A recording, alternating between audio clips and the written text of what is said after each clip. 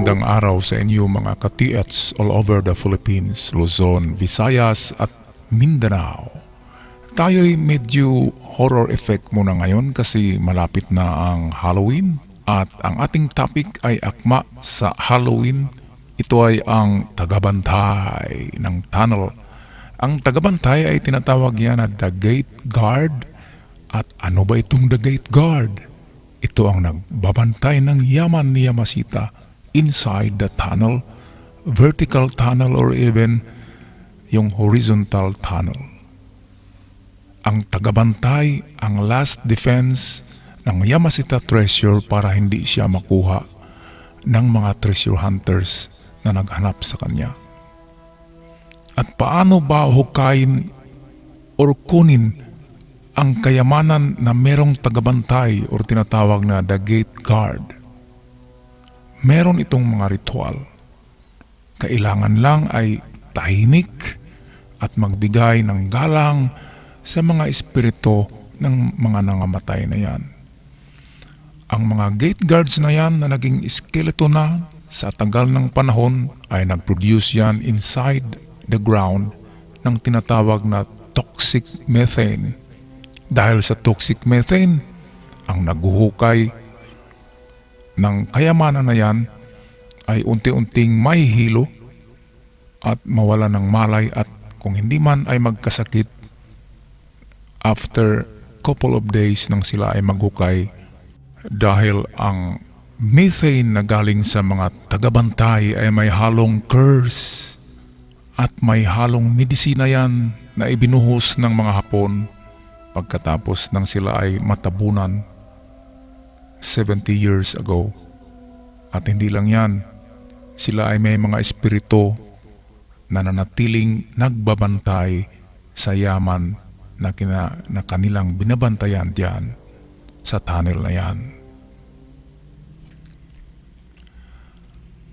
Ang symbol ng gate guard ay ganito, para siyang hagdan. The death victim inside is the guard to the object being buried underground in vertical or horizontal tunnel. At kung matagpuan mo yung layer na charcoal, I think twice kayo guys kasi ang charcoal, ang kasunod niyan ay ang the guard o yung tagabantay na ang kasunod niyan. At malanghap nyo na ang kinakatakutan na methane at curse ay papasok sa inyo. Kaya kunting ingat pag nakita na ang black soil layer o yung tinatawag na charcoal ay magpahinga muna, think twice kung anong gagawin bago mag-proceed. Okay? So tingnan ngayon natin ang diagram ng the gate guard or tagabantay sa aking illustrations. Alright guys, at wala mo ng effect ngayon na medyo mag-i-echo yung boses natin. Balik tayo sa normal. At ito yung diagram ng horizontal tunnel na mayroong tinatawag na tagabantay or yung gate guard. Ito yun siya. At ano ba ang lalim galing sa entrance niyan? So kung sukatin natin yan, ang pinakamalayo niyan ay nasa 3 to 4 meters. Ay matagpuan na natin yung tagabantay na yan. At ito yung sign yan guys. Kulayan natin ng pula. Malaman natin kung malapit na tayo sa tagabantay kasi meron tayong makitang kulay charcoal or talagang charcoal yan na lupa ito. Yan ay charcoal soil or black soil. Yan ay itim na lupa na parang uling. Ang thickness or kapal niyan ay nasa 2 feet. Dalawang talampakan ang kapal ng black soil layer na yan. At kung mabutas na natin yan, malanghap na natin ang methane na nandiyan sa chamber ng tagabantay. So yung methane ay dito nakakonsentrate. At pag nabutas natin ito, itong black soil ay sisingaw yan at malanghap natin dito. At ano ang palatandaan pag malapit na tayo sa black soil? Ito naman yung mga palatandaan. Mga basag na bute, basag na plato, mga tasa, kutsara, at kung anong gamit ng mga sundalo noon na tinatapon diyan para meron silang early warning device. Kung baga kung sasakyan merong reflector na triangle, yung early warning device. At pagkatapos niyan ay nandyan na yung black soil layer. At ano ba ang lalim ng mga basag na botelya na yan at plato?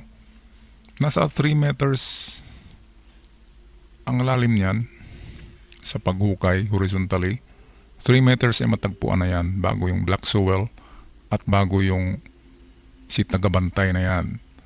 At kung malagpasan na natin ang tagabantay, guys, ay jackpot na tayo dito. Ito na yung ating premyo. Yan ay jackpot prize natin, yung Yamashita Treasure Vault. At ano ba ang layo ng Yamashita Treasure Vault galing sa entrance?